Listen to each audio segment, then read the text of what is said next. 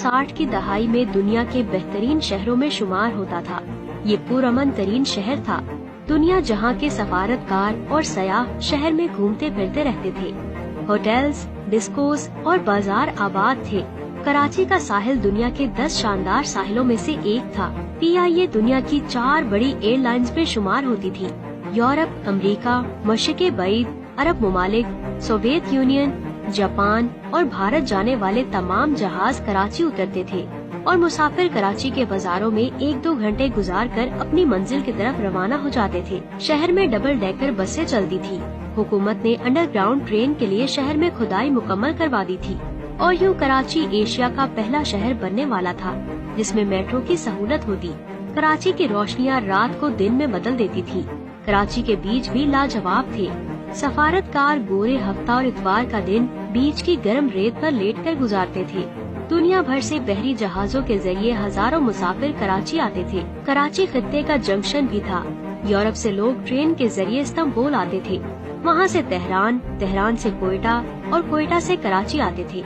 कराची में रुककर ट्रेन के जरिए इंडिया चले जाते थे और वहाँ से श्रीलंका, नेपाल और भूटान तक पहुँच जाते थे। कराची में दुनिया की जदीद तरीन मसनूआत मिलती थी। ये शहर बड़ी गाड़ियों की बहुत बड़ी मार्केट होता था। जापान, यूरोप और अमेरिका से महंगी गाड़ियाँ कराची आती थी और कराची के सेठ बाकायदा बोली देकर ये गाड़ियाँ खरीदते थे। यहाँ का रेलवे स्टेशन दुनिया के बेहतरीन स्टेशन में शुमार होता था। ट्रेनें जदीद, साफ सुथरी और आरामदेह थी और इनमें खाना भी साफ सुथरा और मयारी मिलता था। ज्यादातर सफारतकार रिटायरमेंट के बाद कराची में कयाम के मंसूबे बनाते थे और यहाँ प्रॉपर्टी खरीदने की कोशिश भी करते थे। शहर साफ सुथरा था, फिजा बहुत अच्छी थी। सर्दियों और गर्मियों में दर्जा हरारत मोतदिल रहता था। ब्यूरोक्रेसी पढ़ी लिखी, मुहिब्बे वतन और कोऑपरेटिव थी और हुकूमती ओहदेदार आला तालीम याफ्ता और कल्चर्ड थे। लोग बहुत ज्यादा मेहमान नवाज थे। शहर में किसी किस्म की टेंशन और खौफ नहीं था। कराची के किसी सफारत खाने के सामने सिक्योरिटी गार्ड या पुलिस नहीं होती थी। सफारतकार अपने हाथ से सफारत खाने का गेट खोलते और बंद करते थे। पाकिस्तान के लिए किसी मुल्क के वीजे की जरूरत नहीं होती थी। पाकिस्तानी शहरी जहाज में सवार होते थे, यूरोप के मुमालिक में उतरते थे और इन्हें एयरपोर्ट पर वीजा मिल जाता था। इसकी वजह बहुत दिलचस्प थी। पाकिस्तान उस वक्त दुनिया का वाहिद मुल्क था जिसमें सिर्फ उन लोगों को पासपोर्ट दिया जाता था जो वाकई ही जेन्युइन मुसाफिर होते थे। पाकिस्तानी शहरियों को पासपोर्ट के हसूल के लिए अपने खुशहाल होने, साहिबे जायदाद होने और सफर की वजूहात के सबूत देना पड़ते थे। कराची का मयारे तालीम पूरे खित्ते में बुलंद था।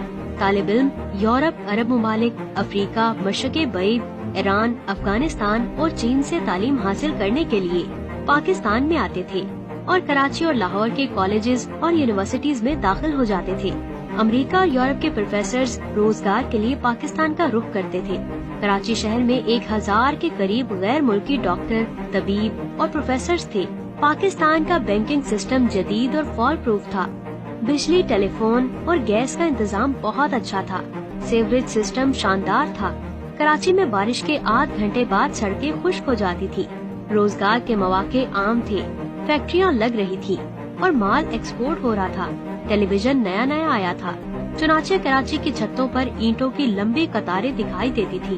वर्ल्ड बैंक और IMF के ओहदेदार उस वक्त अमेरिकी एम्बेसी आते और सफारतकारों से कहते थे, तुम किसी तरह पाकिस्तानी हुकूमत को कर्जा लेने पर मजबूर करो।